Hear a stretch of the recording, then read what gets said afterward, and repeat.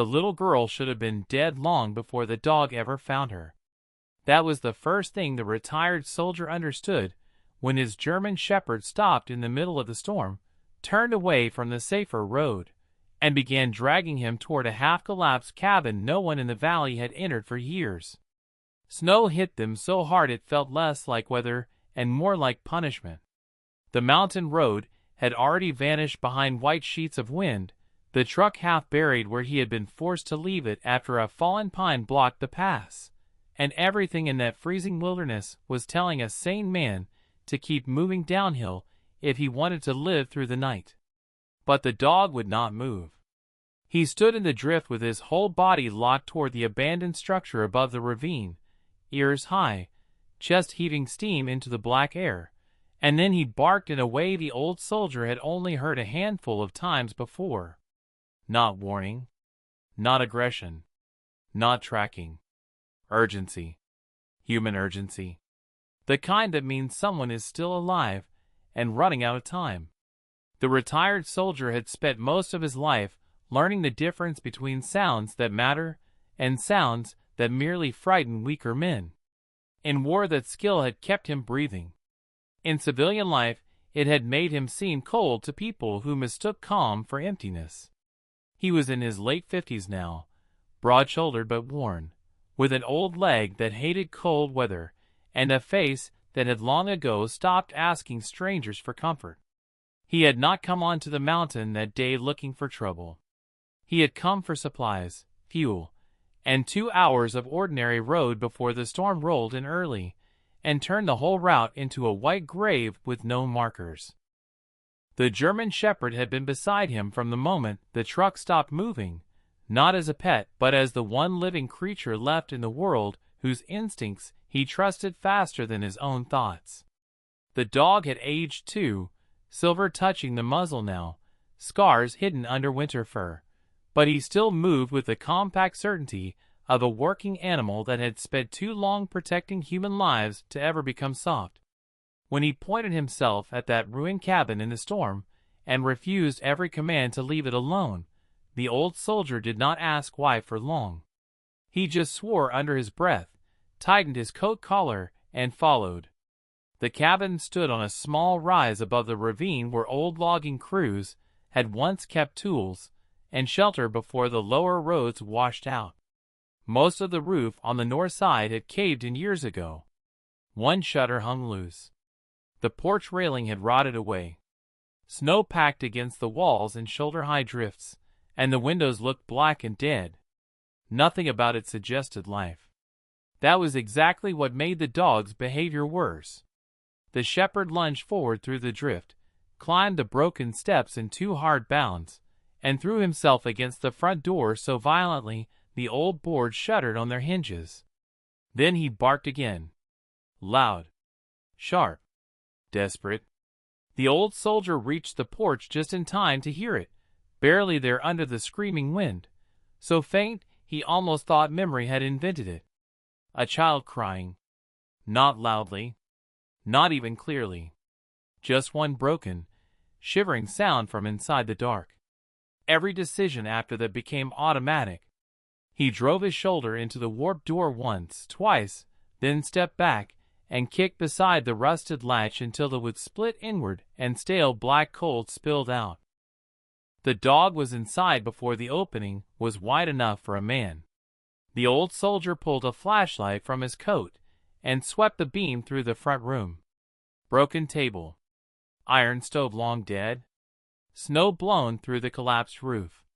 Blankets in one corner stiff with age and dust. No child. The crying came again, weaker, from somewhere lower. The dog had already found the source. He disappeared through a doorway at the rear and his bark changed from urgent search to fixed location. The old soldier followed into what had once been a storage room and found the trapdoor half hidden beneath a fallen shelf. The trapdoor was chained from the outside.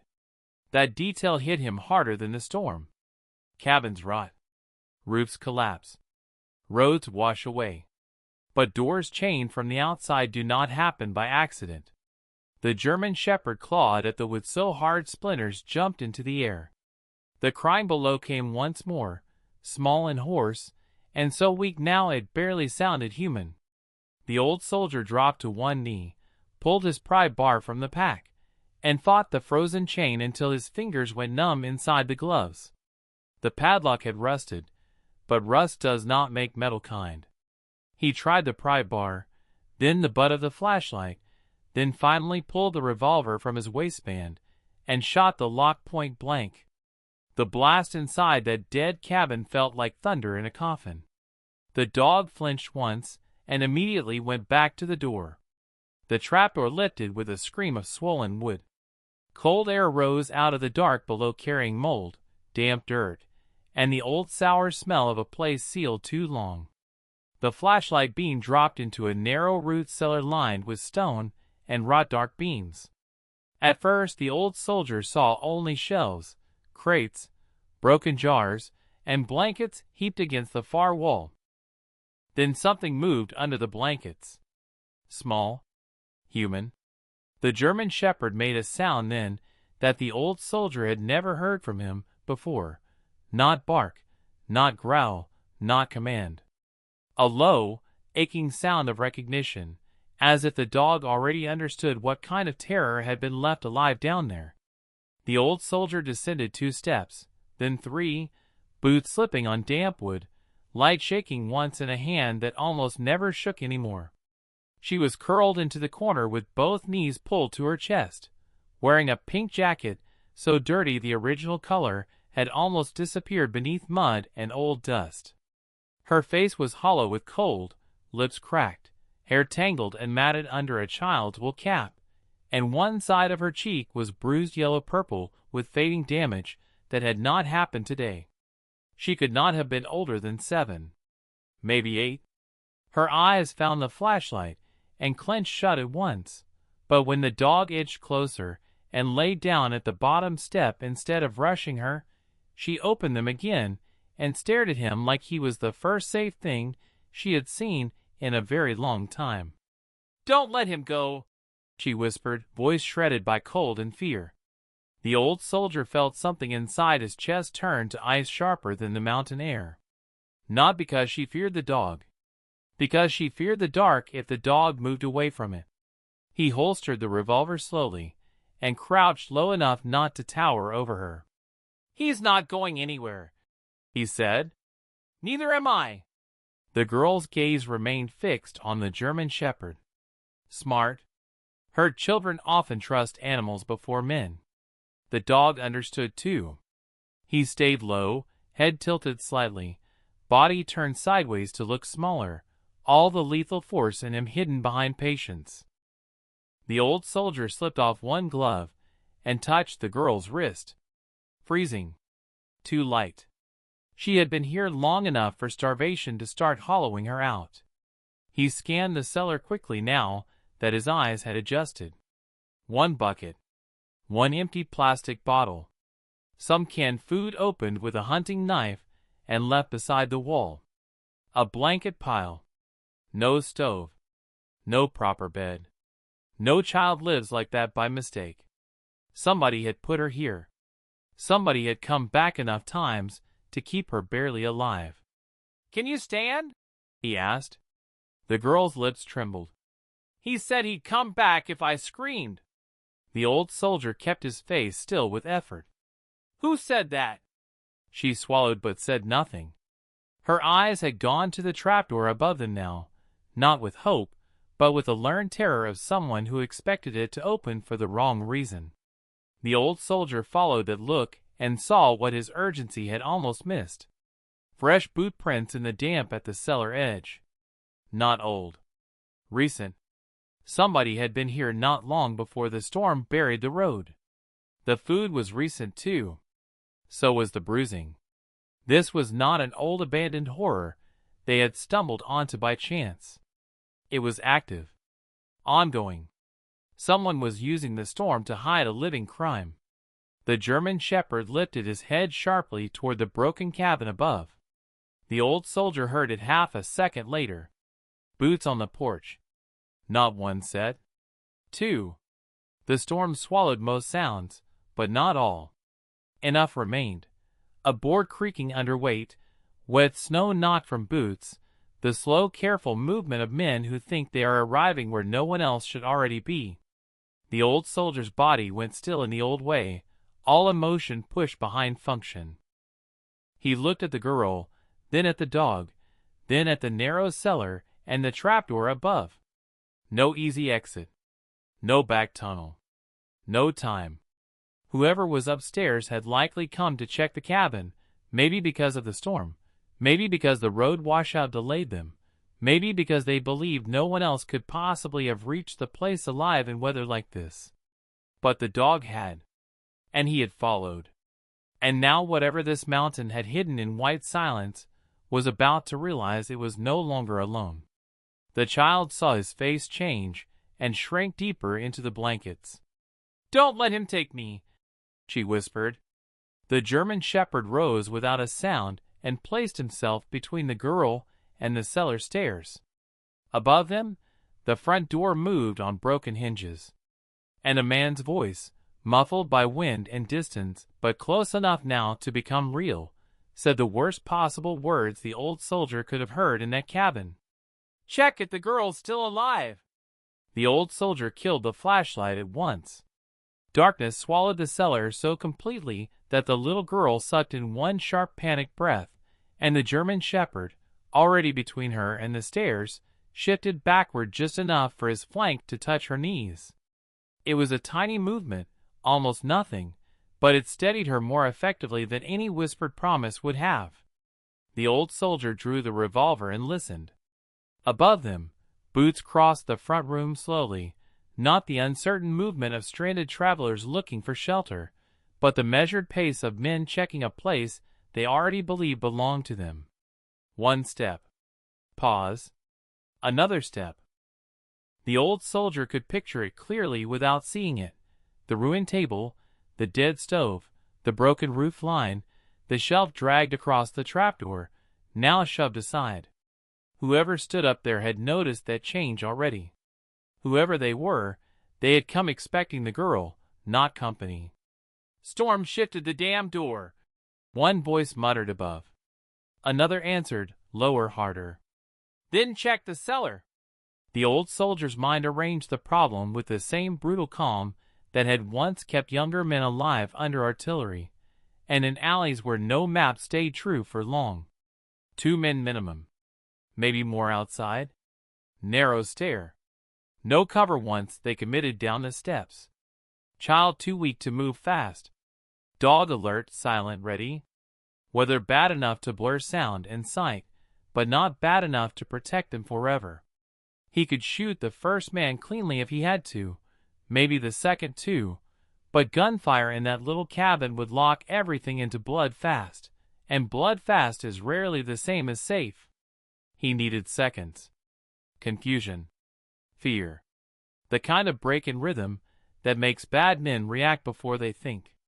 He crouched low beside the girl until his mouth was almost at her ear.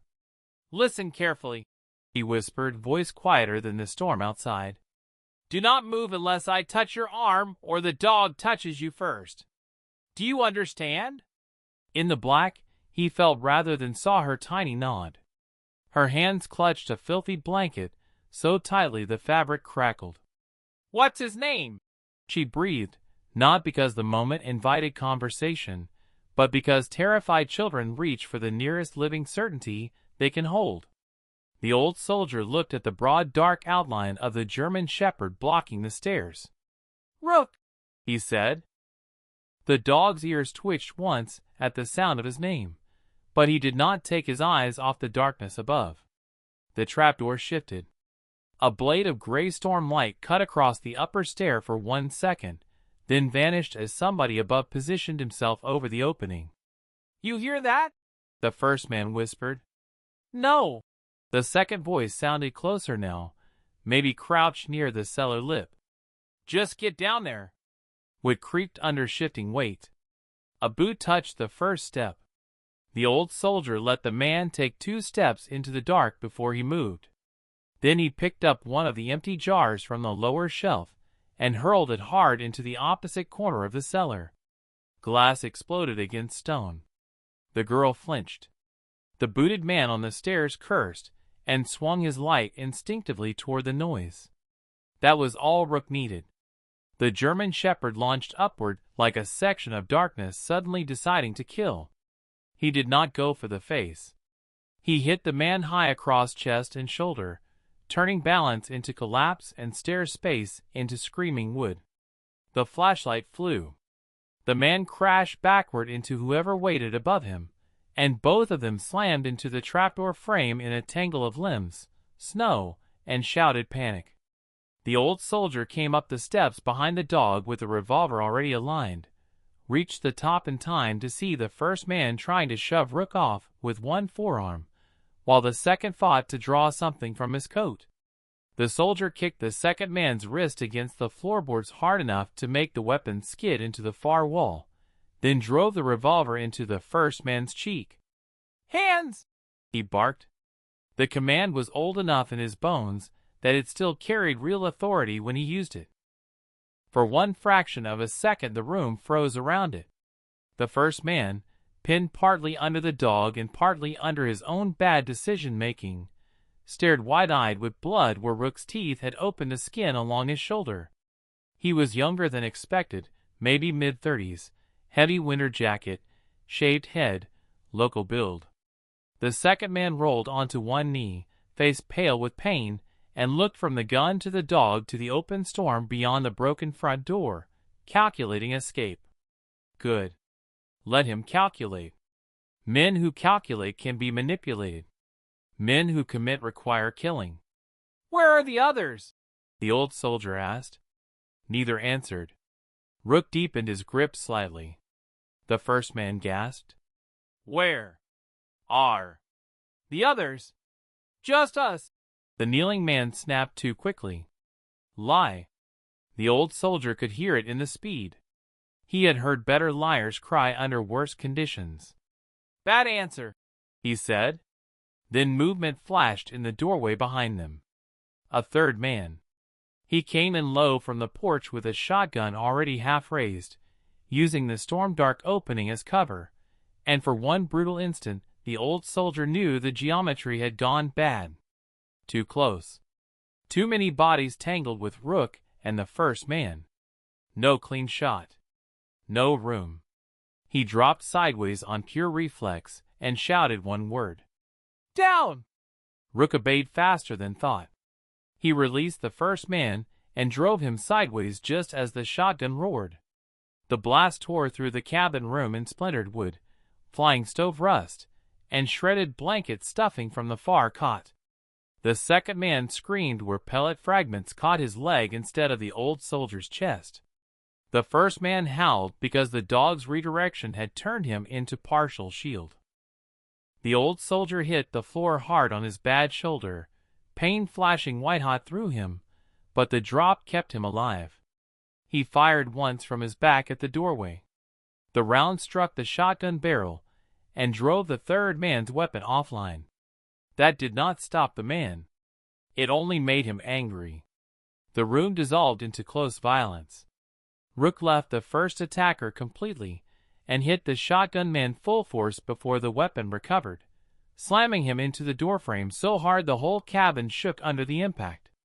The old soldier rolled behind the dead stove, kicked aside the second man's reaching hand before it found the fallen pistol, and brought the revolver down on the back of his neck. The man collapsed into the floorboards with a groan. The first attacker, bleeding and half crazed now, lunged toward the cellar trapdoor instead of toward the door. That told the old soldier everything. Not escape. The girl. The old soldier grabbed him by the collar before he reached the opening and drove him face first into the wall hard enough to knock breath and fight out of him together. "Stay down," he hissed, and this time the man obeyed because obedience had become easier than pain. At the doorway, the shotgun man made one last mistake. He got a hand under the weapon, while Rook was still on him, and tried to swing the stock upward instead of abandoning it. The German Shepherd punished the decision instantly, shifting from shoulder impact to forearm control and forcing the man sideways into the porch post with a sound like wet rope snapping tight. The shotgun fell into the snow outside. The old soldier crossed the room in 3 steps, seized the man by the back of the coat, and drove his head into the broken jamb once, clean and hard. The body sagged.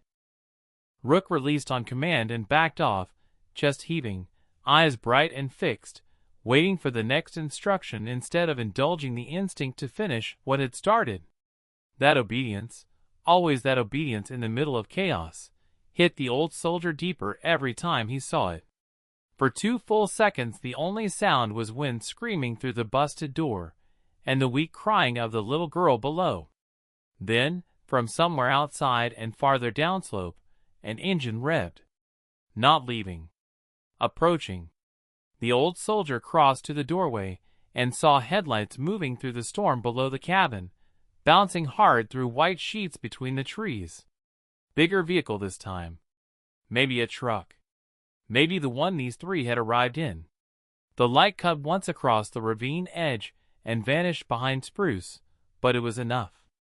More were coming. Whether summoned by radio, schedule, or simple bad timing no longer mattered. He turned back to the cabin room and worked fast. The first man got zip-tied with electrical cord torn from a wall fixture. The second lost his bootlaces and his hands to old curtain rope. The shotgun man was half conscious and bleeding freely from the arm, where Rook had torn him open. The old soldier bound it only enough to keep the man alive for questioning later if later existed. He stripped all 3 of phones, keys, wallets, knives, and 1 folded county map marked not with roads, but with hunting paths and off-grid routes through the mountain. Useful. He found a little girl's knitted mitten in one man's coat pocket, and had to force his hand to stay steady when he set it on the table. Not now, he told himself. Rage later. Survival first. He dropped back into the cellar with the flashlight on low beam. The little girl was exactly where he had left her, pressed against the wall with the blanket around her and both hands buried in Rook's absence, as if she had been holding onto the shape he left behind. When the light hit the stairs she flinched, then saw the old soldier alone, and tried to speak but failed. The cellar air was too cold for long explanations. He crouched again, closer this time. "I need to get you out now." She looked past him toward the stairs. "Is he okay?"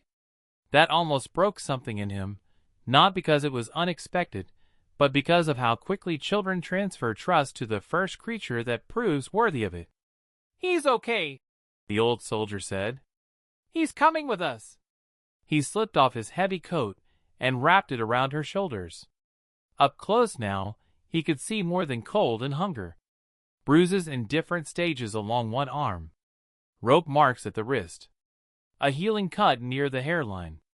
None of it severe enough to count as attempted murder. All of it severe enough to count as sustained cruelty.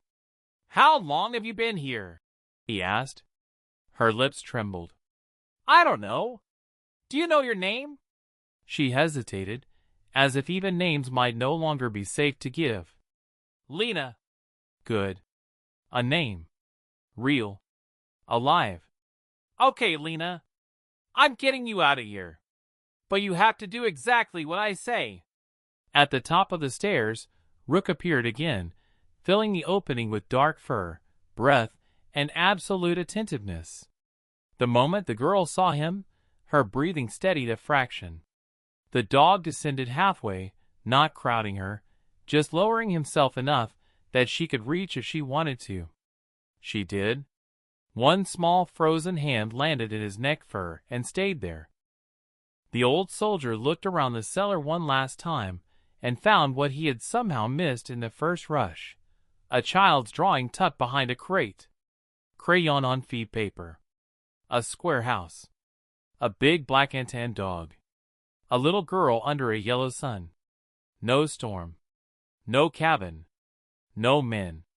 Just escape imagined in colors too bright for the place that held it. He folded it and slipped it into his pocket without thinking why. Some evidence belongs to law. Some belongs to the people who survive it. The engine outside was louder now.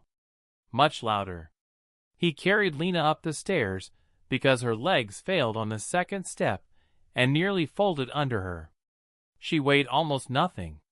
Rook stayed glued to his thigh as they crossed the cabin room, stepping over the groaning men on the floor. At the doorway, the old soldier paused and looked out into the white night. Headlights cut through the trees below and stopped maybe 100 yards downslope, where the logging track widened near the ravine bend. Doors opened. More voices. More than two this time. At least 3, maybe 4. Too many to fight in open snow while carrying a starving child.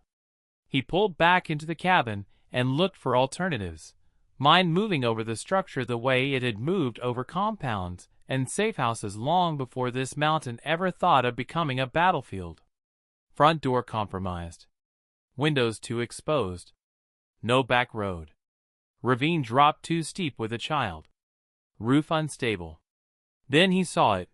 The old iron stove pipe hole along the rear wall where years earlier someone had knocked out a section and patched it with rotten boards. Small for a man. Not small for a dog and a child. And beyond the wall ran the slope behind the cabin toward the pine gully where storm runoff cut deep enough to hide movement. Good enough. He carried Lena to the rear wall and set her gently on an overturned crate. "Can you hold on to him?" he asked, touching Rook's shoulder. She nodded at once. The dog stayed perfectly still while she leaned against his neck for balance. The old soldier kicked through the patched boards until ice-crusted wood gave way into a jagged opening. Wind burst in. Snow swirled. A terrible rout. Their only rout. Behind him, one of the tied men on the floor laughed weakly through blood. "You won't make the road," he said. The old soldier did not turn. "Maybe not." He checked the revolver, pocketed 2 phones, took the shotgun, and looked once more at the child wrapped in his coat and braced against the dog, who had found her when the mountain wanted to keep her. "But she will." Then the first shout came from outside. "Cabin! Lights out! Move!" Rook's ears went high. The old soldier lifted Lena again, pushed the dog through the broken rear opening into the storm, and followed into the white dark just as Boots hit the porch and the men outside realized the ruined cabin was no longer holding only their secret. The storm hit them like a living thing the moment they cleared the back wall. Snow came sideways through the broken opening in hard white sheets, instantly covering the tracks they were making and just as instantly stealing the world beyond 10 feet. The old soldier hunched over Lena with his body turned into windbreak, one arm around her, the other gripping the shotgun, while Rook pushed ahead into the dark slope like he had done this 100 times before. Behind them, Boots hammered the porch. The front door crashed wider. Men shouted into the ruined cabin. One found the tied prisoners almost immediately because panic has a sound all its own. Another reached the rear room seconds later and yelled, "They're out the back!" That bought the old soldier one bitter breath of satisfaction. Good. Let them come out angry instead of careful. Angry men move louder. Loud men die easier in bad country. The slope behind the cabin dropped fast through frozen brush and half-buried logging junk, old iron hoops, broken fence wire, timber scraps long ago swallowed by thorn and snow. No path remained, only the memory of one, and memory is enough when a man knows the mountain better than the men chasing him. The old soldier had hunted Ridge out there as a boy before life took him away and returned him older. He remembered the drainage cut below the cabin, the pine gully beyond it, and farther east the service track that curled down toward the old ranger shed near the gorge road. If he could reach that shed, he might find radio fuel, maybe even a plow rig or snowmobile somebody forgot to haul before the season turned ugly. If he failed, the mountain would do what criminals often depend on it to do: freeze the weak, blind the desperate, and turn rescue into rumor. Lena stumbled after 3 steps even with his arm around her. Her boots were wrong for mountain weather, cheap little things already cracked at the seams, and she had not eaten enough in days to ask anything from her body beyond fear. The old soldier swore once under his breath, handed the shotgun to his shoulder sling, and lifted her fully against his chest. She was so light it felt obscene. Rook circled back the moment the movement slowed, touched her dangling boot with his nose, then moved forward again to take point. The girl buried both hands into the old soldier's coat and did not cry. That worried him more than crying would have. Children cry when they still believe someone might answer. Silence in the means they have been trained by terror. A shot cracked behind them. Not close. Wild. Fired more from frustration than position. The round snapped through branches high overhead and vanished into storm. The old soldier angled immediately left instead of right, because that was where a smart man on the porch would think he would go, toward the easier slope and the remembered road. Let them expect logic. He took the worst ground instead, stepping over fallen trunks and sliding through knee-deep drift toward the drainage cut. Snow climbed into his boots. Lena's breath came against his neck in weak hot bursts. Rook disappeared ahead, then reappeared again in flashes of black and tan between spruce trunks, like a thought too fast to catch fully. Behind them, voices spread. "Split up! Take the gully! He's got the girl!"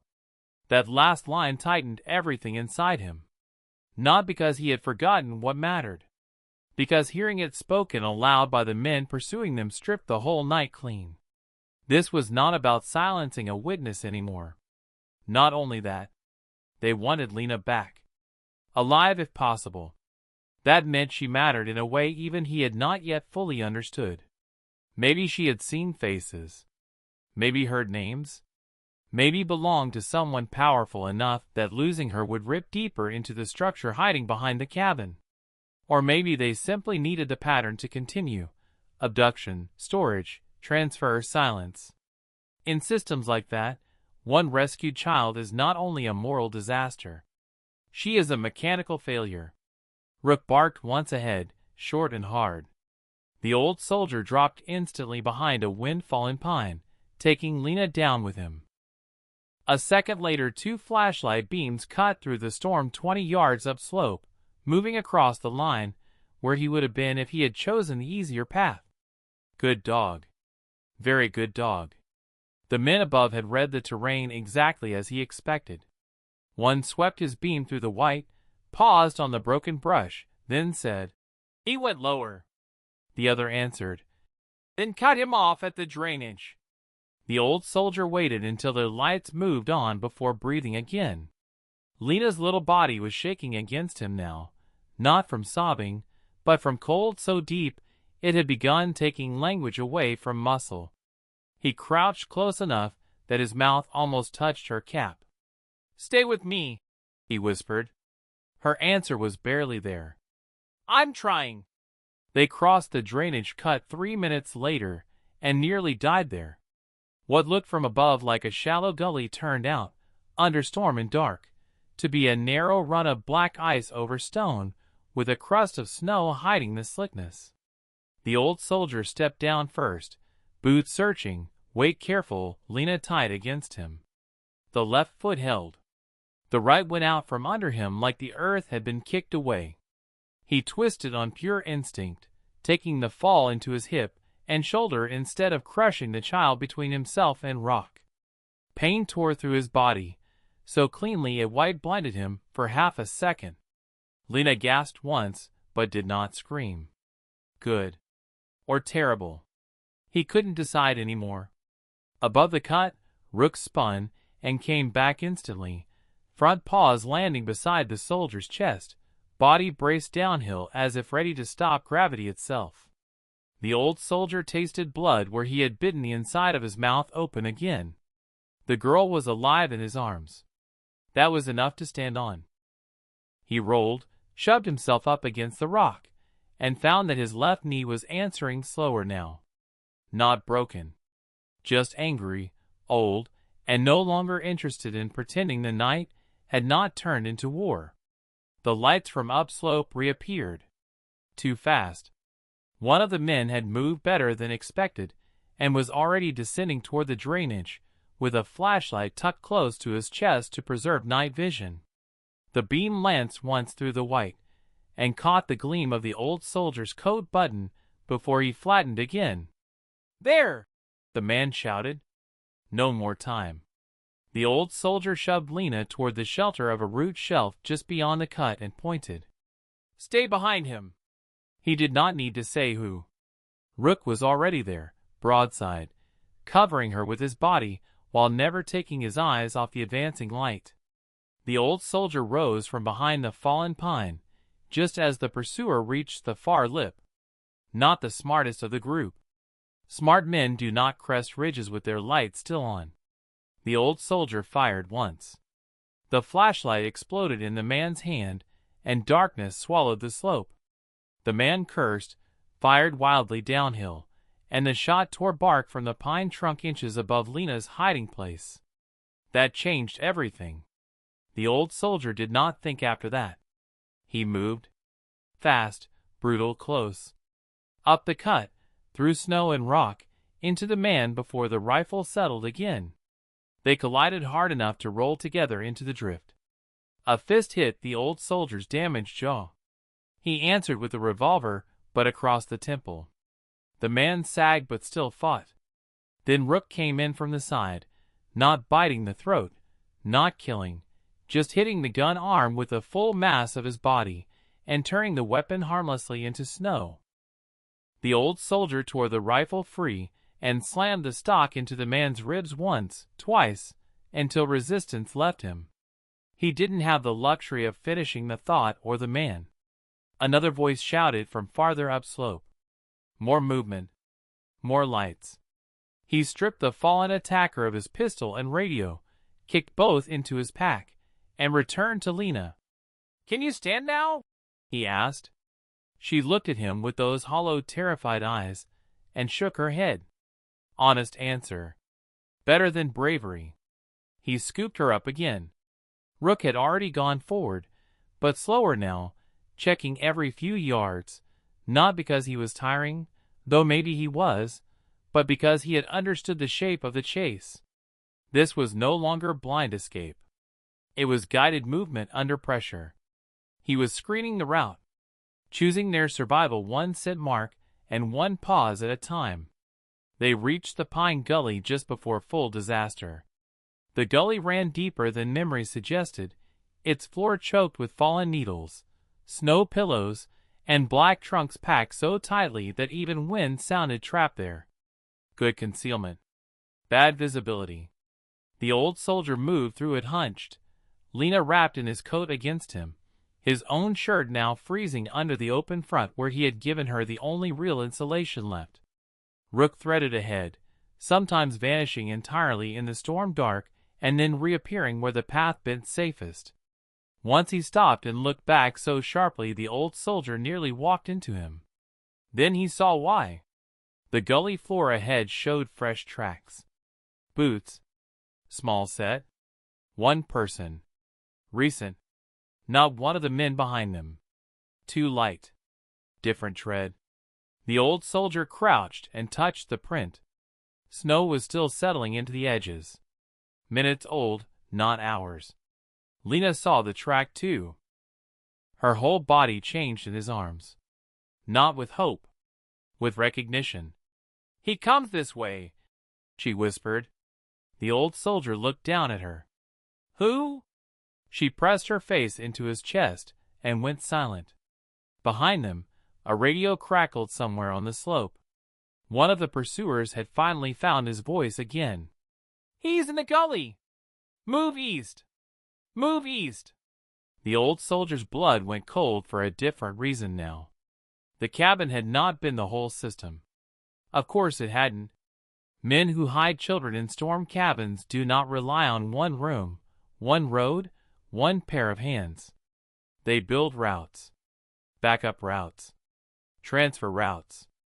The fresh track ahead meant the man Lena feared most had either come through here earlier, or was still somewhere ahead on the line. Rook growled. Low. sustained, facing forward. Then, through storm and trees, the old soldier saw it. A lantern glow. Faint. Moving. Not from the men behind. From deeper in the gully ahead, where the track led. For one awful second his whole body locked in opposing instincts. Turn back and fight the known danger behind. Push forward into the unknown carrying a freezing child, and trusting a wounded old dog to warn first. But the girl in his arms had already begun shaking so violently he knew hesitation itself might kill her. Warmth mattered now. Shelter mattered. Motion mattered. If the lantern ahead belonged to the captor, then he would deal with him. If it belonged to some old line shack or ranger cache, then that might save Lena's life. Either way, standing still was death disguised as caution. He bent close to Rook's ear. "Easy," he whispered. "Slow." The German shepherd lowered even further, all muscle and intention, and began advancing toward the lantern glow one silent step at a time. The old soldier followed through the black pines with the child in his arms, gun ready, every nerve in his body pulled tight as wire, because somewhere ahead of them in the storm walked a man Lena feared enough to stop breathing when she remembered him. And this time, if the mountain was kind for once, the old soldier intended to meet him before he ever reached another locked door. The lantern moved with the confidence of a man who believed the mountain belonged to him. It swayed low between the trees ahead, not like a hiker feeling his way through bad weather, but like someone walking a route he had used often enough to stop respecting danger. The old soldier cut left behind a split pine and dropped to one knee with Lena still in his arms, forcing his own breathing down into something quieter, while the storm pushed snow through the gully in ghostly white sheets. Rook went lower still, chest almost grazing the ground, every line in his body turned toward the moving glow. The dog did not bark. That was important. Barking is for warning, pressure, distance. Silence is for work. The old soldier looked down at Lena. Even under the coat, even against his body heat, her lips had taken on the gray-blue edge of real danger. Too cold. Far too cold. Her eyes stayed fixed on the lantern, and he felt the small muscles in her shoulders lock so hard they seemed to turn to wire. "Is that him?" he whispered.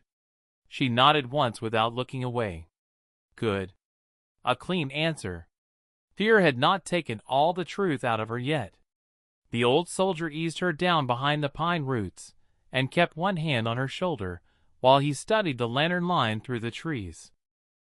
The man carrying it was alone from what he could tell, medium build, winter coat, hat brim low, one shoulder slightly dipped by whatever hung beneath it.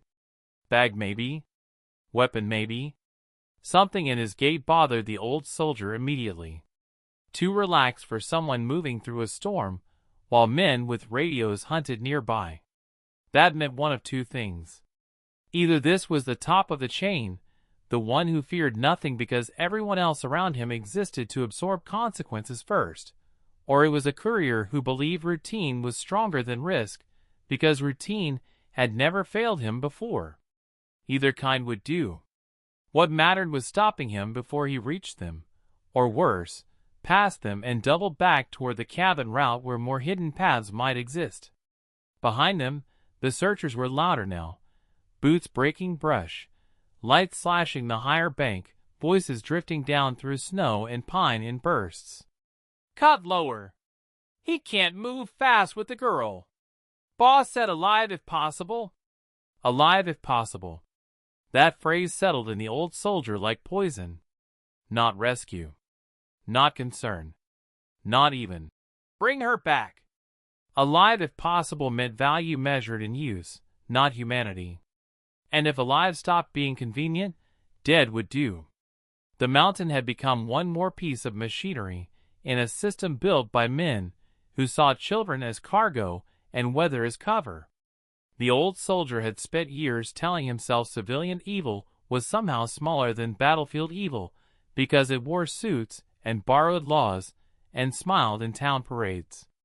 Nights like this stripped that lie bare. War had at least named itself honestly. The lantern stopped moving. The man ahead had reached a bend in the gully, where the trees opened around a low rock face half buried in drift. At first the old soldier saw nothing but stone, brush, and white. Then the man bent, swept snow away with one boot, and revealed a dark rectangle cut into the base of the rock. A door.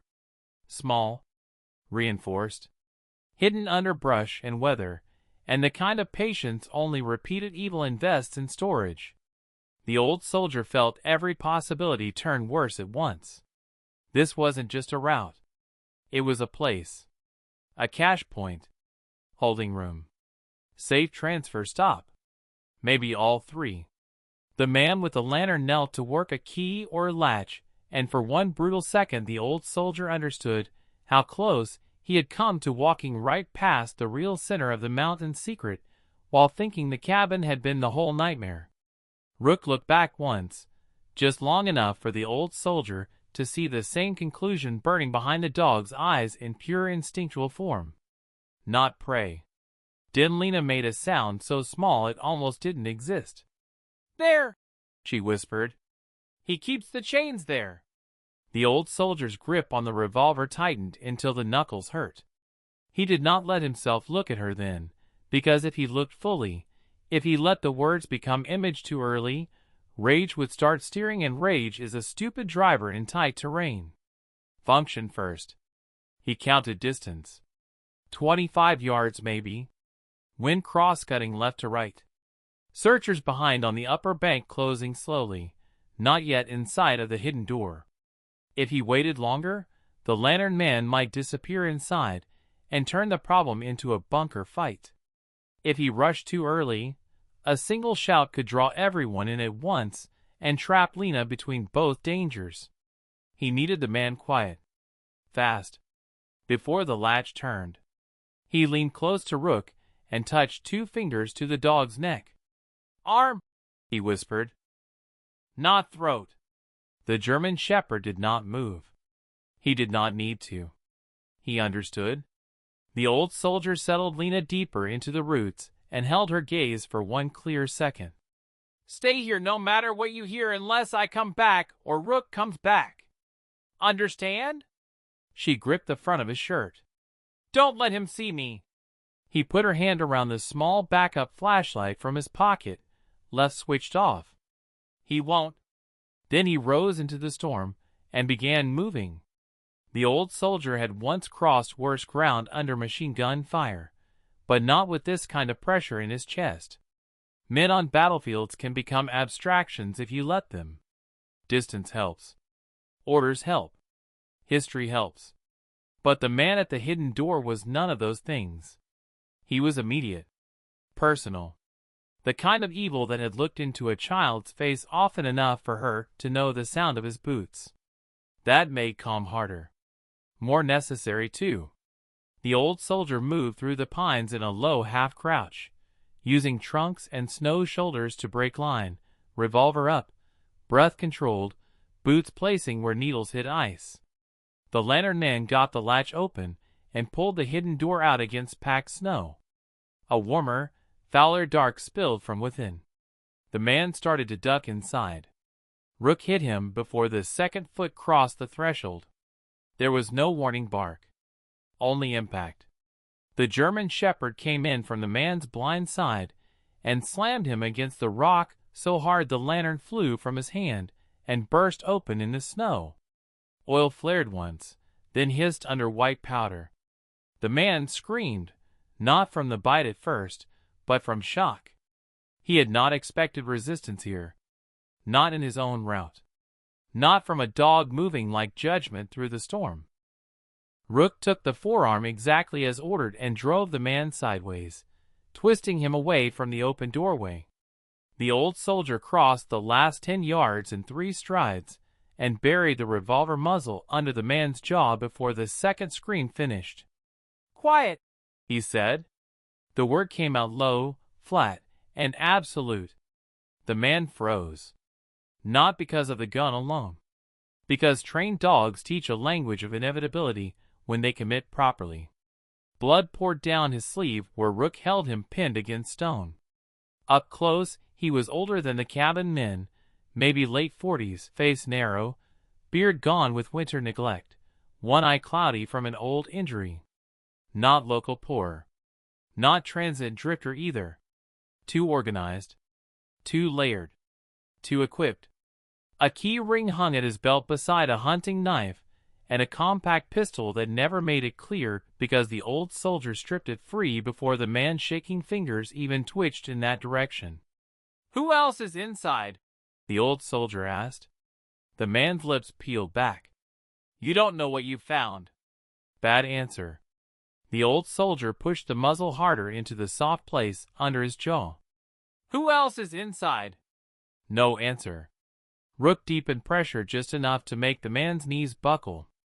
"Just storage," he gasped at last. "Food. Blankets." The old soldier almost smiled. Liars always reduce the scale first. "Open it wider." The man hesitated. Rook solved that. The old soldier dragged him by the collar and used him to pull the hidden door fully clear. The smell that came out of the dark room beyond wasn't just mildew and canned supplies. It was urine, old fear, damp rope, and the heavy stale human air of a place where life had been kept under control for too long. Shelves lined one wall, yes. Crates too. But there was also a chain ring bolted into stone, a mattress on the floor, a child's cup, a little red shoe in the corner, and beside the back wall 3 more blankets folded with the tidy cruelty of someone who planned repeated use. Not a single victim then. Infrastructure. The old soldier's vision narrowed for one dangerous second. He grabbed the man by the front of the coat and slammed him into the stone doorframe. "How many?" The man laughed once through pain and fear, a stupid reflex men use when they think withholding information still gives them shape. "You're too late." The old soldier hit him again, harder.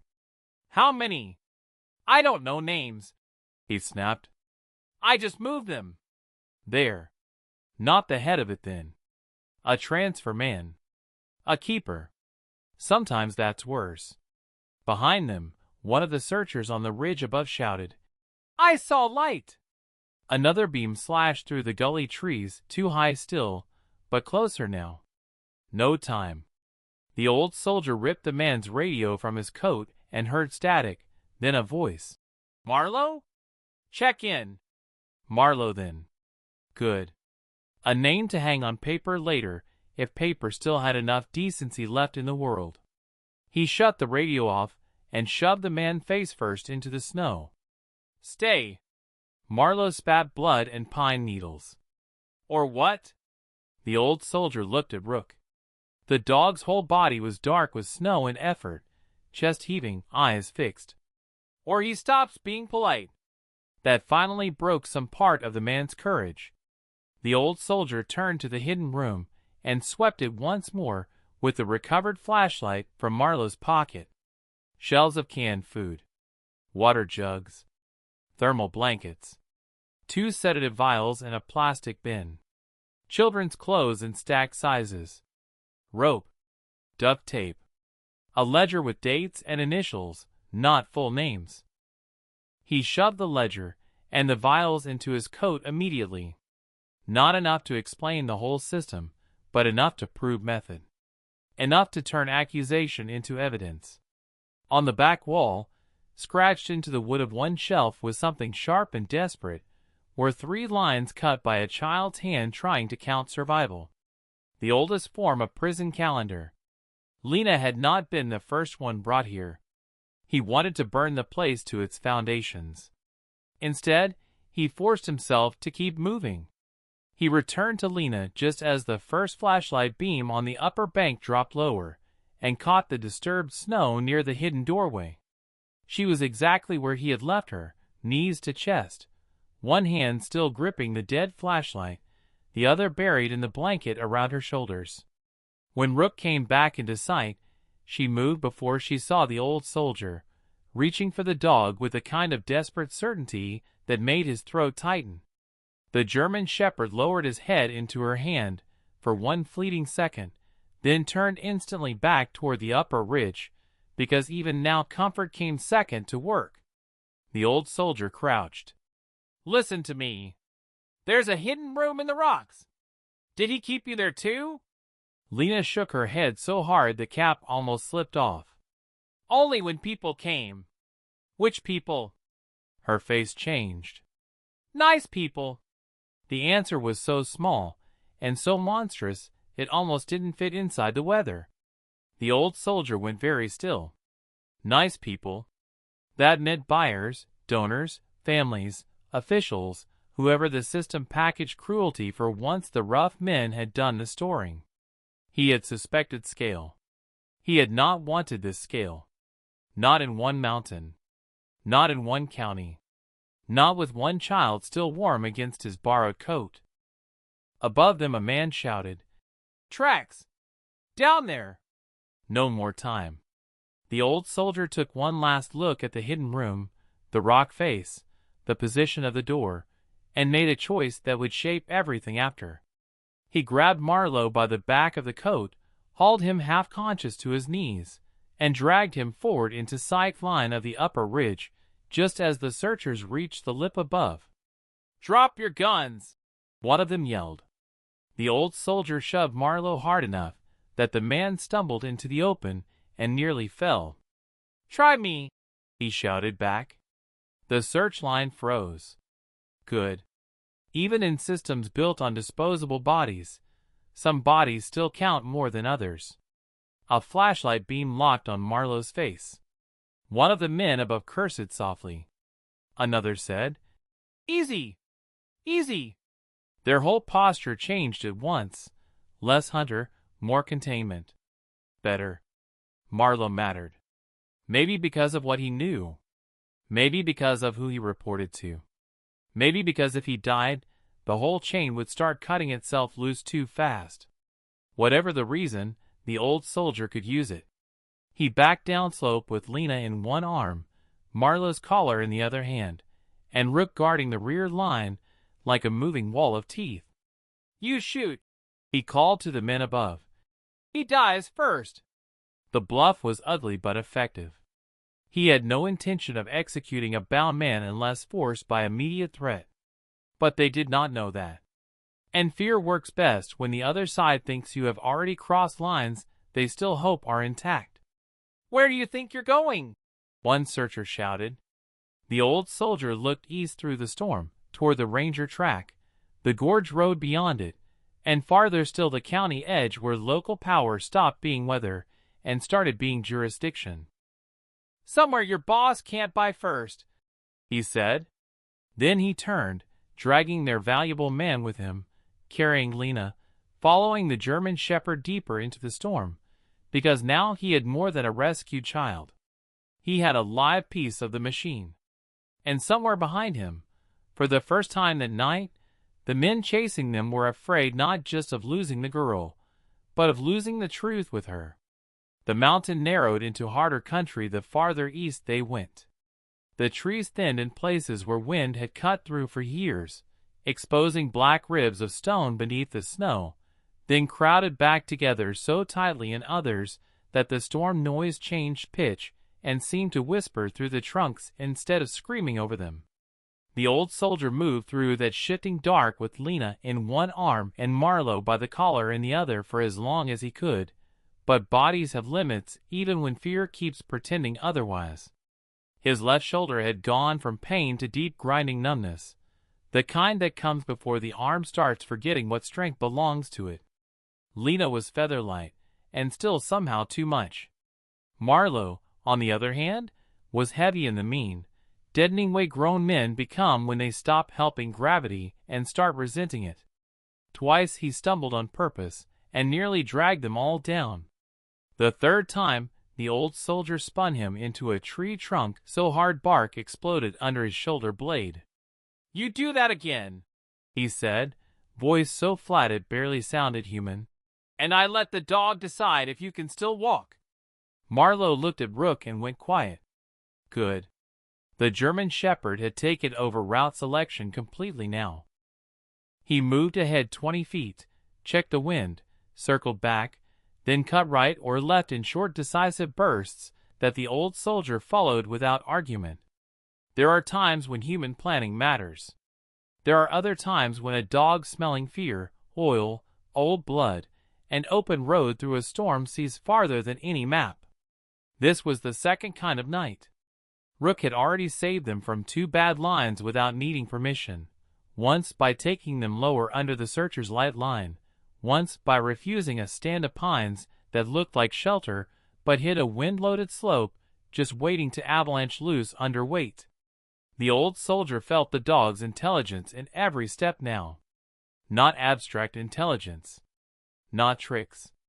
Survival intelligence. Working intelligence. The kind built by pressure and sharpened by loyalty. Lena had gone dangerously quiet again. Not unconscious. He checked it every few minutes by touching her cheek, feeling the weak warmth of breath, asking one soft question and forcing one small answer out of her. Name, color, dog's name, anything to keep her mind connected to the world outside the terror. "What's his name?" he asked once more, as they crossed a narrow shelf above a creek cut. Her lips were cracked so badly the answer took effort. "Rook." "Good." "And mine?" She blinked at him through snow and exhaustion. He realized then, with a grim stab of shame, that he had never told her. "Call me whatever gets you through the night," he said. A weak ghost of confusion crossed her face. Then she whispered, "Soldier." He almost laughed. Almost. "Fine," he said. "Then keep breathing, and the soldier gets you out." Marlowe heard that, and smiled once through blood on his teeth. It wasn't bravado. It was worse. Recognition. "You think taking her to police fixes anything?" he asked after another quarter-mile of hard silence. "There are always more rooms." The old soldier did not answer right away. Not because the words had no effect, but because they had too much. He had seen networks before. War breeds them. So do drugs, money, trafficking, and good old local power wearing public respectability. Destroying one door never means the house is finished. Destroying one house never means the town is clean. But men like Marlowe survive by convincing better people that scale makes resistance pointless. The old soldier had buried too many decent men who believed that. He stopped, turned, and jammed the barrel of Marlowe's own confiscated pistol under the man's chin just hard enough to make the point personal. "Maybe there are," he said. "But right now you are the room I have." Marlowe's mouth shut. That was enough for the moment. They reached the ranger track just before dawn began bleeding pale gray into the far eastern sky. Track was too generous a word now. It was really just an old service cut half lost under drift and winter deadfall, running along the gorge line toward a maintenance shed the old soldier remembered from years earlier, when the county still pretended those upper roads mattered in bad weather. The gorge itself dropped away on their right into blackness and wind. On the left the mountain rose in broken rock and dark timber. Good choke country. Bad if they got pinned. Better than open slope. Rook stopped dead at the entrance to the track and sniffed hard into the wind, then swung left, then right, then turned and fixed the old soldier with a stare that said what his body already had. People ahead. Not close, but ahead. The old soldier lowered Lena onto a fallen log and crouched in front of her. Her eyes were glassier now. Not good. He pulled a protein bar from his pocket, broke off the smallest piece he could manage, and pressed it into her hand. "Chew," he said. She stared at it, as if she no longer remembered what food was. Rook came and sat directly in front of her, close enough that his chest touched her knees. That helped. She copied the dog's steadiness without understanding why and forced the bite into her mouth. Good girl. Good. He turned to Marlowe. "Who uses the ranger shed?" The man shrugged with his face more than his shoulders, because the collar grip, and the pistol discouraged laziness. Depends. The old soldier struck him across the mouth. Depends on what? Marlowe spat red into the snow. Weather. Routes. Who's moving? Sometimes nobody. Sometimes children? That landed. There it was again.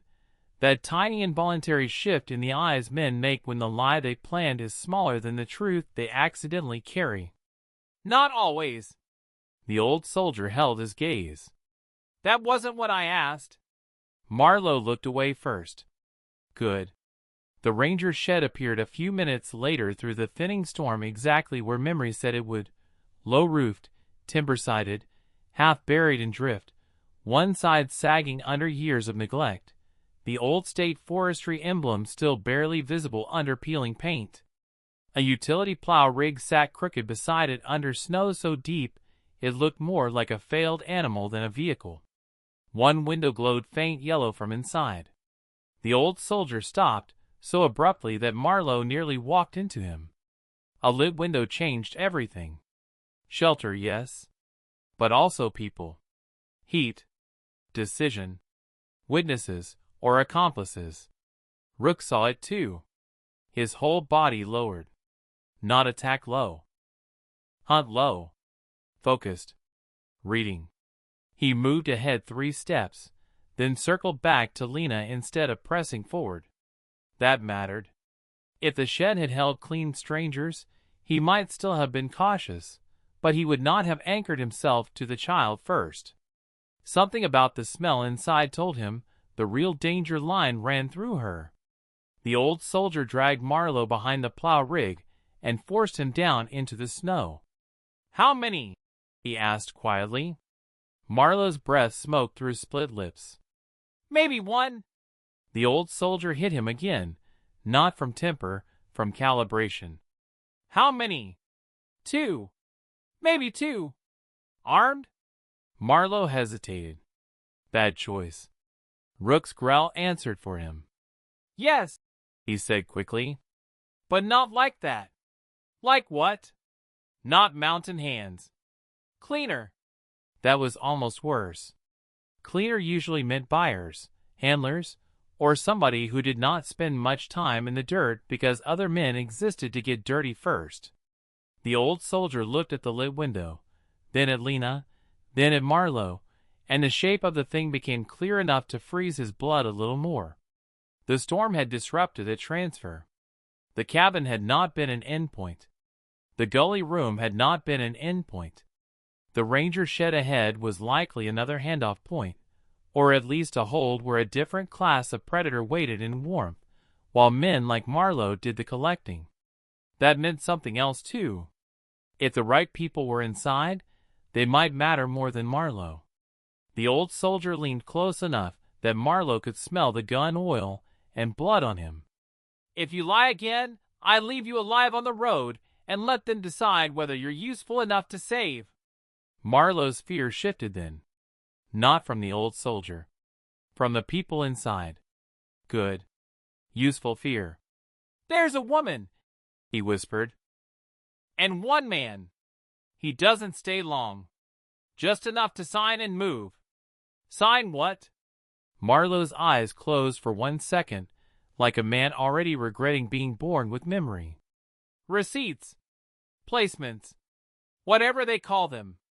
The old soldier almost broke his jaw right there. Placements. Like freight. Like livestock. Like the little girl sitting 10 feet away in a dead man's coat was a paperwork category, not a life. He made himself breathe once, slow. Does she know Lena? Marlowe looked at the child and then away. She knows all the girls. Lena heard that. He saw it happen in her face. Something in her that had stayed numb for survival cracked just enough to let horror back through. She pulled herself tighter around the old coat and whispered, "The pretty lady." Not question. Recognition. The old soldier turned to her fully. You know who's in there?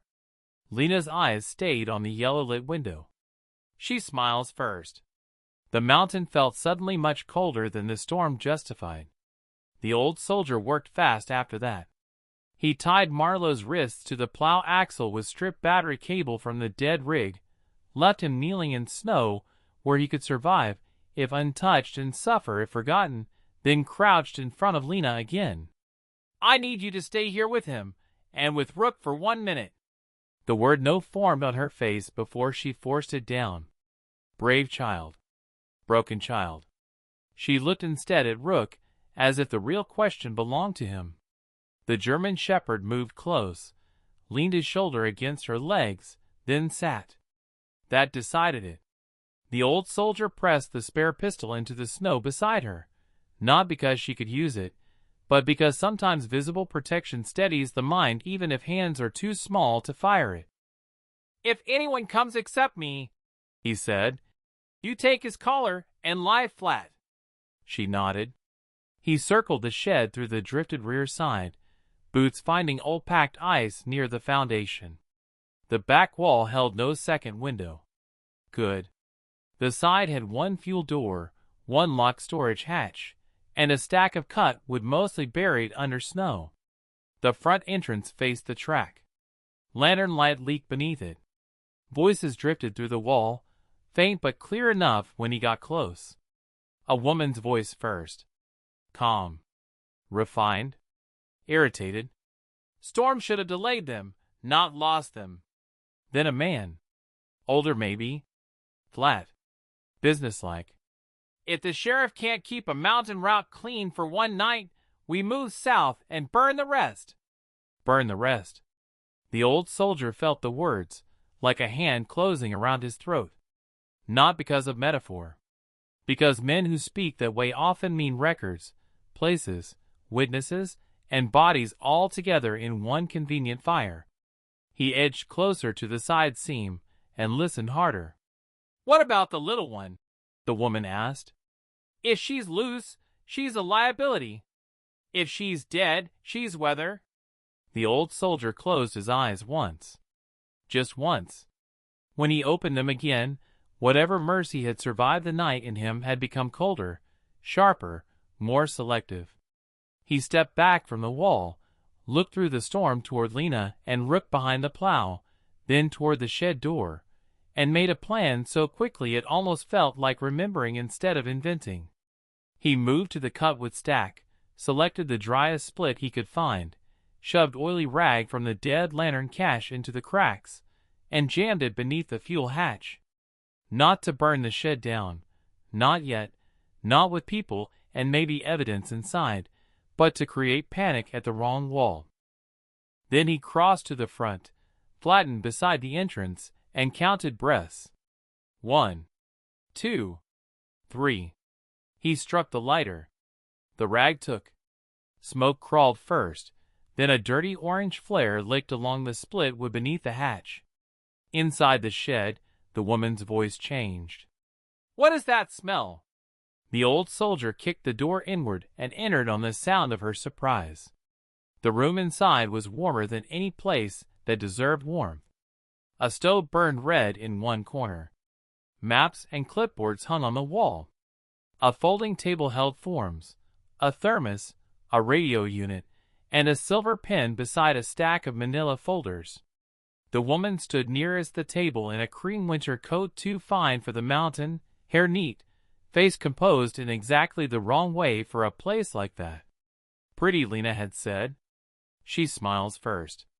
The man near the stove was in his 60s, maybe older, thick cashmere scarf, expensive boots, and the flat eyes of someone who had spent a lifetime paying others to absorb the ugliness between desire and possession.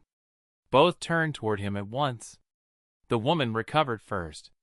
Of course she did. People like her survived by recovering quickly. "You must be mistaken," she began.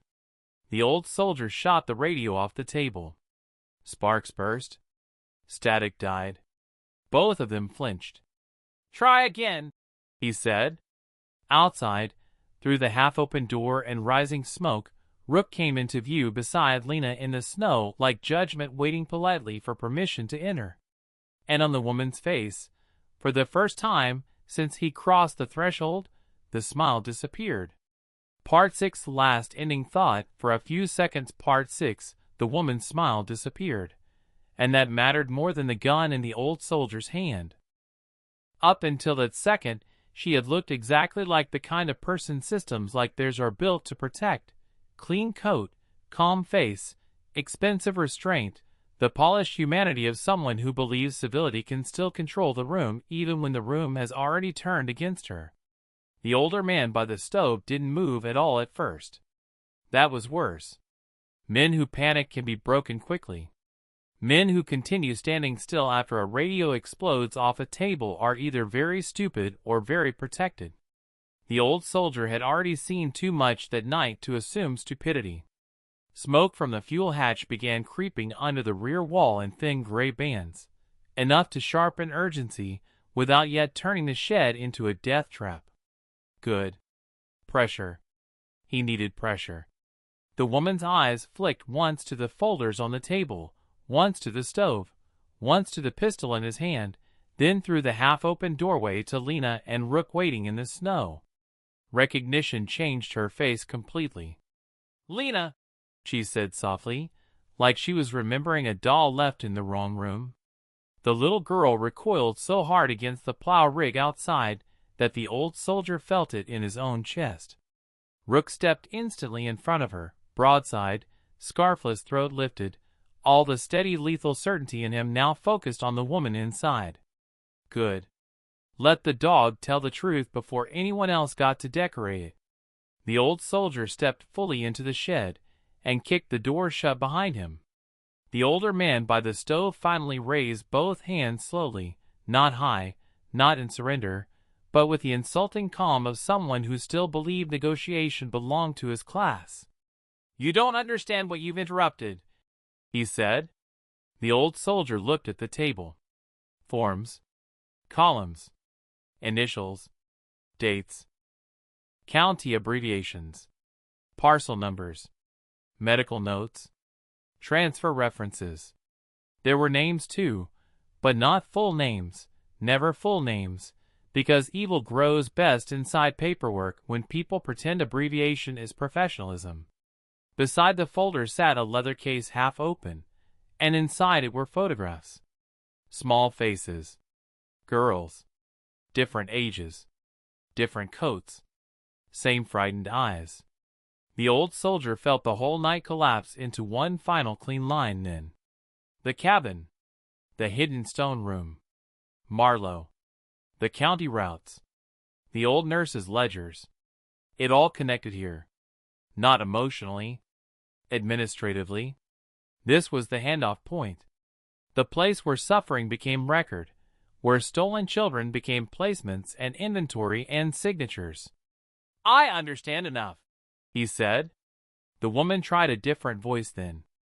Softer. Measured. The one Lena had meant. "You're hurt. The child is freezing. The dog is agitated. Let's stop doing this like animals and think clearly." The old soldier almost smiled. Like animals. Rook, outside in the snow, heard the tone even if he could not understand the words. He gave one low warning sound that made the woman's perfect composure tighten at the edges. Good. Dogs read the soul faster than manners can hide it. The old soldier pointed with the revolver. "Step away from the table." Neither moved. He shot the thermos off the edge instead.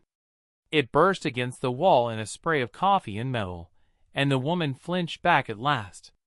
The older man's calm faltered just enough to become interesting.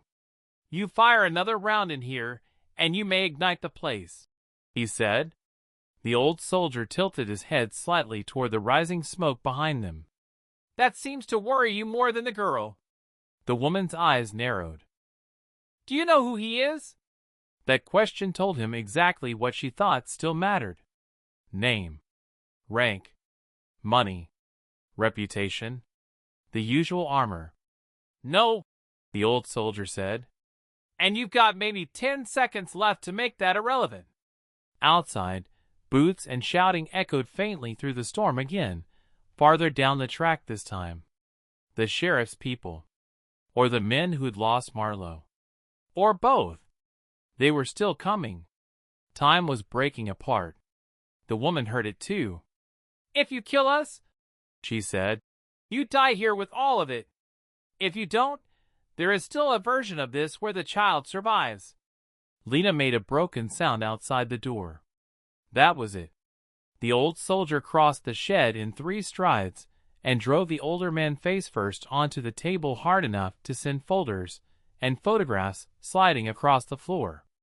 The man cried out, not with pain first, but with outrage. Good. Let him feel the insult before the injury. The old soldier tore the leather case free and flung it toward the door, where it landed open at Lena's feet. The girl stared down at the photographs and shrank tighter into herself. The German shepherd looked from the pictures to the woman to the old soldier, and the old soldier saw something old and absolute gather in the dog's posture.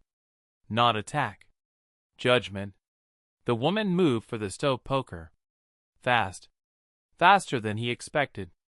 She would have had it too, if Rook had not come through the door at exactly that instant.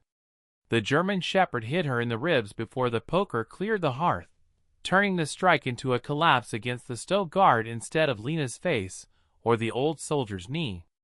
The woman screamed, high and shocked, and finally stripped of all polish.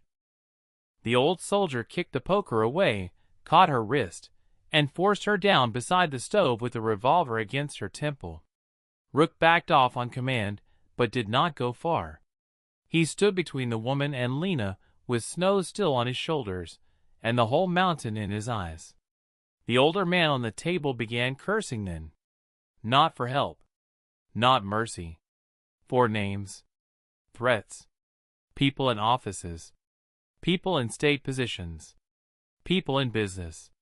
Men like that never beg first. They recite influence as if it is prayer. The old soldier took one of the folders, opened it, and found what he needed almost immediately. County juvenile placement forms forged through charity channels. Transport signatures.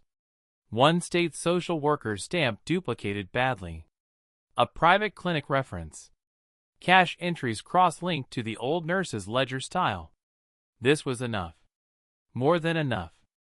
With the box from the nurse, Marlowe alive on the track, Lena alive in the snow, and these files intact, the structure could no longer pretend to be rumor. The older man must have seen something change in his face, because his own changed too. Fear at last. Real fear. Not of pain. Of records.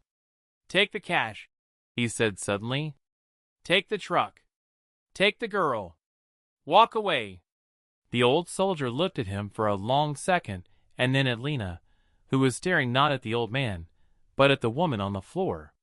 "She used to brush my hair," Lena whispered. The whole shed went still. Even the older man. That one sentence did what all the files and threats hadn't fully done. It stripped the last possible fiction away. Not just transport. Not just hidden rooms. Not just logistics. Familiarity. Grooming. Repeated contact. A smiling woman in a clean coat, making captivity feel routine enough that brushing a little girl's hair could coexist with locked cellars and chain rings. The old soldier felt rage rise then. True rage. Simple and murderous and clean. For one dangerous second, he understood exactly how men become executioners in rooms like that, and later call it justice. The only thing that stopped him was Rook. The dog had moved back to Lena again, leaning hard enough into her small body to keep her upright. Protection first. Always protection first. That was the line. Not vengeance. Not fury. Get the child out. End the system. Live long enough to put the truth where money could not bury it again. He grabbed a canvas map tube from the wall, shoved every important paper he could find into it, then stripped electrical cord from the radio unit and zip-tied the woman first, then the older man, wrists and ankles both. Neither fought much now. They had finally recognized the room had changed ownership. Smoke thickened near the rear beams. Good. Let fear sweat them. He dragged both of them to the center post, where the cord could hold them inside of the door, but away from the spreading heat. Then he looked at Lena. "We're leaving." She nodded too quickly, like agreement itself might save time. The old soldier took the map tube, the photo case, and one ledger stack, then crossed to the rear shelf and found exactly what he had hoped for and dreaded at once: a vehicle log. Snowcat utility keys. Fuel slips. Ranger gate access. There was a machine then. Something built for storm travel. Good. Escape had just become possible. He turned to the woman on the floor. "Where?" She stared back with split composure and hate. He nodded once toward the smoke. "You answer now, or I start guessing which keys fit what." The older man broke before she did. "Rear shed," he snapped. "Lean-to garage. North side." The woman turned on him with pure venom. Too late. Outside, the first incoming light cut across the track. They were close now. The old soldier scooped Lena into one arm again, because her legs had gone beyond argument. The girl clutched the photo case against her chest, as if she knew without fully knowing what it meant. Rook took the door first. The old soldier followed into the storm, and cut north along the shed wall. The lean-to garage was half buried but intact enough to hide a compact utility snowcat under a tarp and drift. One windshield cracked. One track half iced over, but usable. The old soldier shoved Lena under the lee side of the machine with Rook guarding her while he clawed snow off the ignition panel and ran through the key ring with hands gone clumsy from cold and overuse. First key wrong. Second bent. Third turned. Nothing.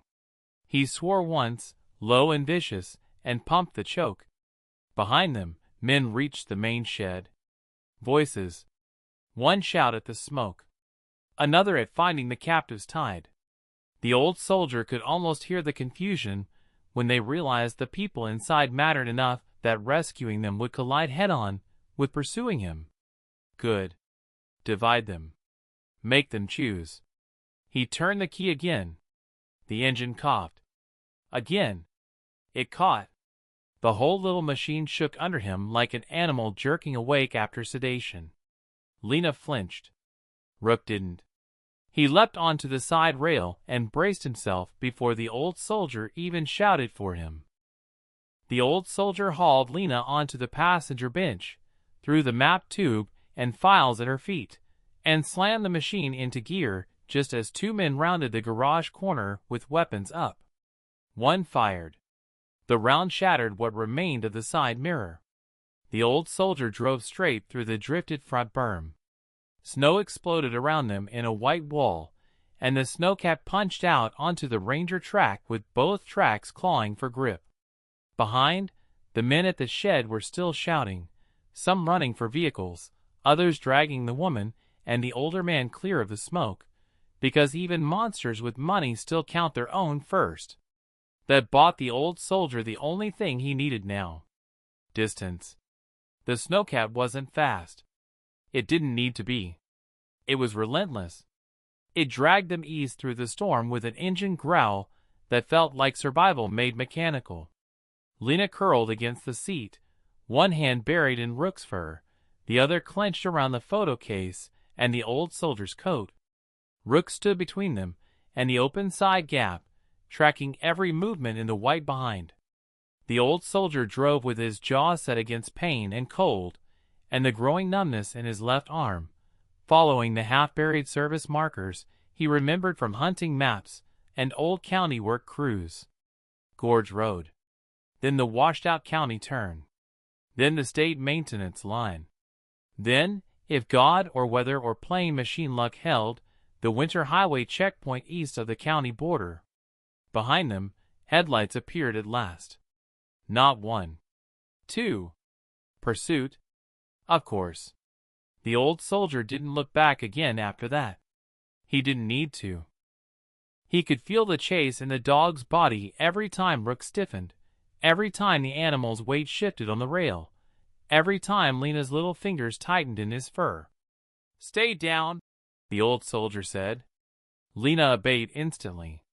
"Good. Rook, watch." The dog was already doing it. The track narrowed as it climbed the gorge edge, and for a while that helped. No room to flank. No room to overtake. But halfway across the ridge shelf a new danger replaced pursuit. The storm had loaded snow high along the upper face all night, and the engine noise from both the snowcat and the chasing vehicles was enough to start it moving. The old soldier saw the first slough break above them in the headlight beam, a slip of white turning into a sheet. Then another. Then the whole upper shelf groaned. Avalanche. Small maybe, large enough.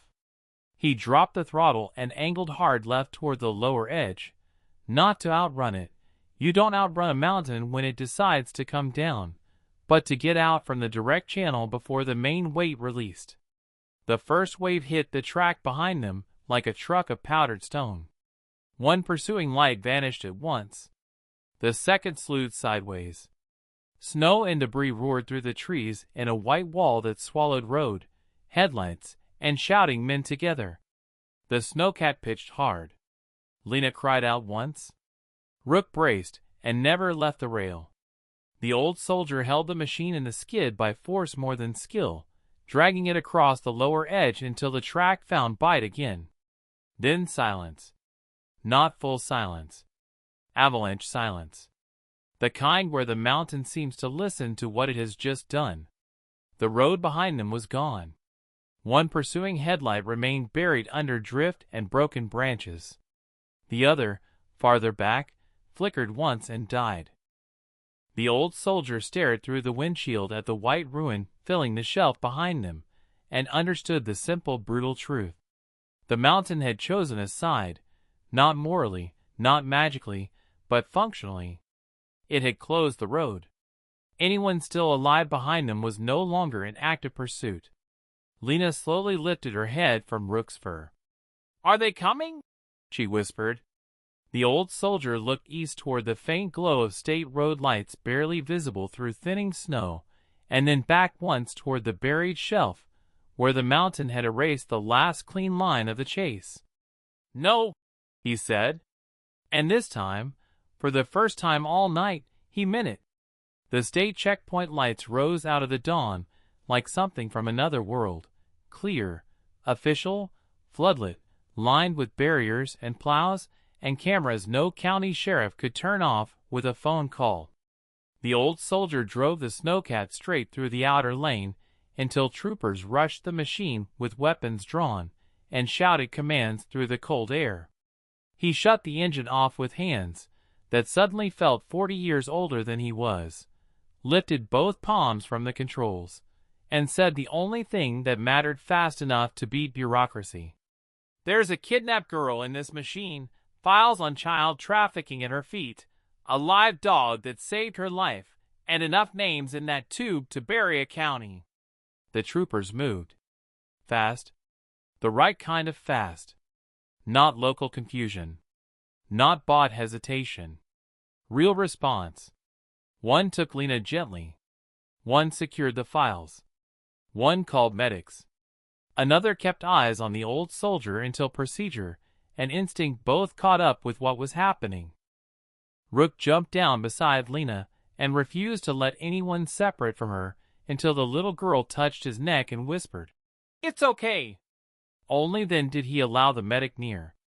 The old soldier climbed out last. His legs nearly failed on contact with the ground, but he stayed upright long enough to see Lena wrapped in thermal blankets, still alive, still holding the photo case, still with one hand on Rook's fur. Good. Alive. Then the state commander opened the map tube, saw the first pages, saw the signatures, saw the placement forms and children's photographs, and his whole face changed into the cold professional expression men wear when something terrible has finally become undeniable. The old soldier looked at Rook. The German shepherd stood in the checkpoint lights with snow frozen into his coat, chest heaving, muzzle silvered, body still between Lena and the world even now, as if the danger line might return at any second. He looked exhausted, older than before, and more beautiful to the old soldier in that harsh official light than anything else on earth. Lena reached down from the medic's arms and buried both hands in the dog's neck. "He stayed," she whispered. Rook closed his eyes for one brief second under her touch. The old soldier felt everything then, not just the night, not just the rage, not just the relief, but the whole impossible weight of what the dog had done. Found her, guarded her, fought for her, led them through the mountain, helped bring down the rout, stayed. The medic touched the old soldier's arm and said something about treatment, questions, reports, names. He barely heard it. All he could see was the little girl and the dog under the checkpoint lights, with the storm finally behind them, and the files that would rip the county open now in clean state hands. His dog saved the girl. And by the time the sun cleared the eastern ridge, everybody who had tried to hide her was already running out of places left to bury the truth.